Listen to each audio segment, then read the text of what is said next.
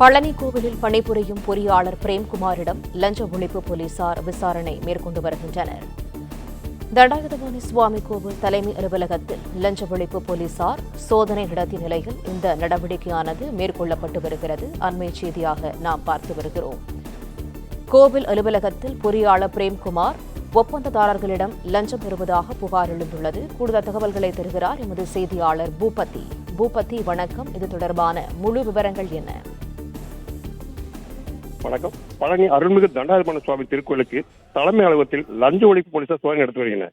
திருக்கோயில் அலுவலகத்தில் பொறியாளர் பிரிவில் பணியாற்ற வகை அலுவலக பணியாளர் பிரேம்குமார் என்பவர் ஒப்பந்ததாரரிடம் லஞ்சம் பெறுவதாக புகார் எழுந்துள்ளது.